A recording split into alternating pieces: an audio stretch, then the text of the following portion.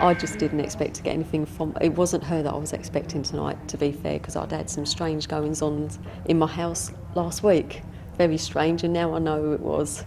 Would you understand about a young lady found passed in rather unusual or strange circumstances? Her name was Tracy. We were very, very close friends. We used to hang out together, and we used to go to a lot of dances together and things like that. And she got on a bus one day and just sat down and died. That was it. Died of a brain hemorrhage, and she was found at the end of the gentleman's shift. And we were all informed late that evening that she'd suddenly just died. But there were strange circumstances, because at that time nobody knew what she'd died of. At her funeral, they played Robbie Williams singing Loving Angels. She absolutely loved that song. So we all decided, there was a chat before her funeral, and we all decided that that would be the best song to play at her funeral. There's something about a woodland or woods being important in her memories, or to do with at the time of her passing.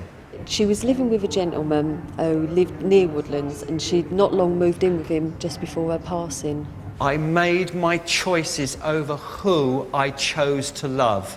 The gentleman she was going out with, because there was a big age gap, he was a lot older than her, and her family disagreed with it.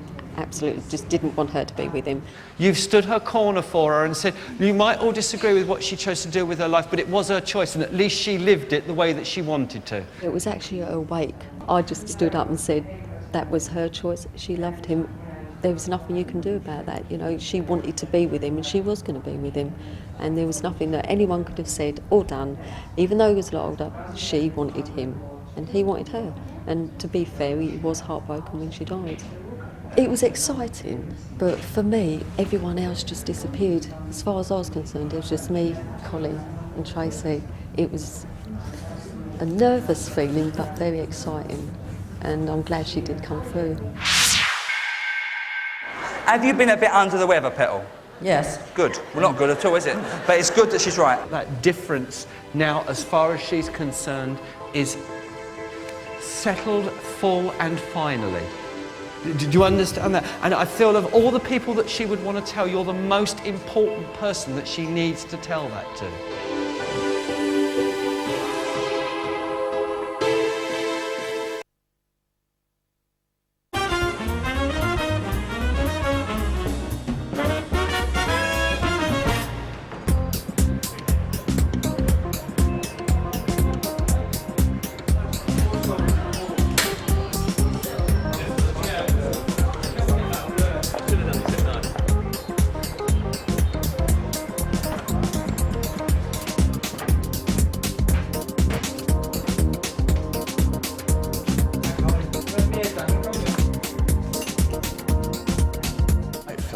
Incredible to be at the Palladium. I'm really excited about it.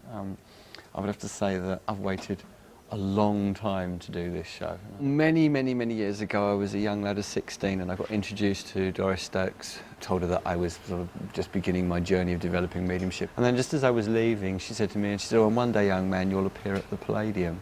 So it's taken 27 years, but yeah, she was right. Working with Colin is always a privilege and a pleasure. There's no competition between us, and we are a psychic partnership when we do these Best of British tours.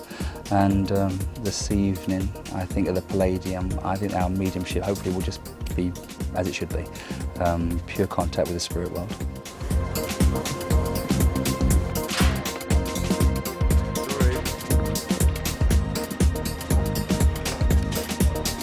Hi, I'm Tony. I'm a camera operator. I've been working with Colin and Tony on tour for about the last year or so, going around all the theatres all around Britain. When I first started working with these two guys, I have to say that I was a complete sceptic. I didn't believe a word of it, but over the course of the first few weeks, I was so gobsmacked by the readings that both Colin and Tony were giving. It's very difficult not to believe, especially when you're touring around and you're sitting in the car and Colin suddenly turns around and goes, "Why am I getting so-and-so with you, Tony?" And it's sort of like, that's really quite scary. But tonight's particularly exciting. I'm the only cameraman when we're on the road.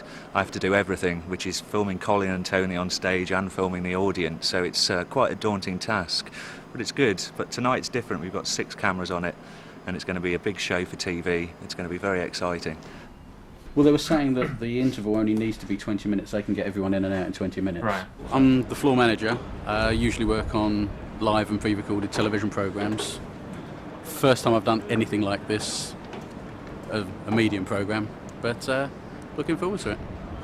And what do you have to do? What does your role entail? Queuing the artists on and off the stage and making sure that everything runs smoothly from that point of view. Safety backstage, and if there are any problems with safety, sorting them out, hopefully. Right, we've got to go and find the director.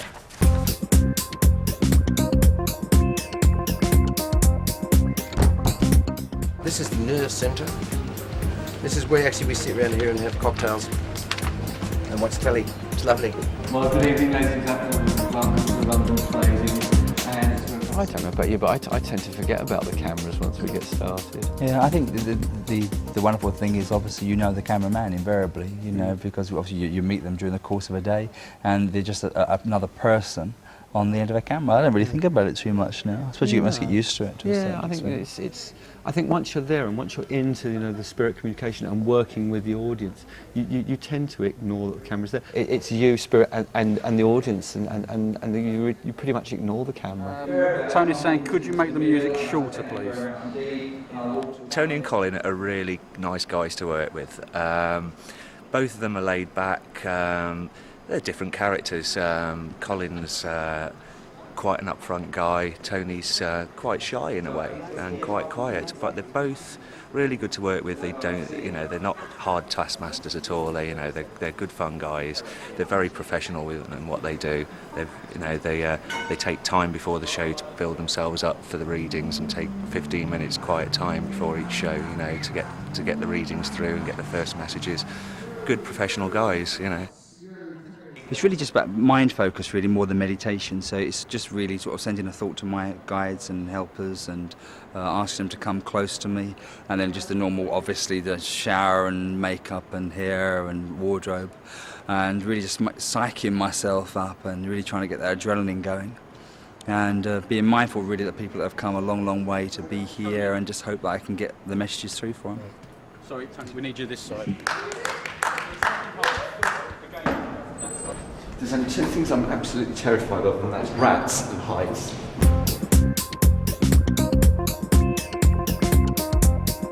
I would say normally I don't suffer from nerves, but I have been a bit edgy today because, this really is a big event for us. When you think of some of the big names that have been on this stage, and you think, one of the things that's overawing me is I'm going to stand on the same stage that Judy Garland stood on. I've never seen Colin nervous, actually. I've seen him in many situations, both in the TV studios and I've seen him do some of his theatre shows, and he's always got tons of confidence. He seems a little bit nervous tonight, which is interesting. Yes. I'd usually like to have a link, or the beginnings of a link by this point, but at the moment I've got absolutely nothing. Well, actually, I think I've come off quite well. That's the thing. So I think I've obviously been airbrushed.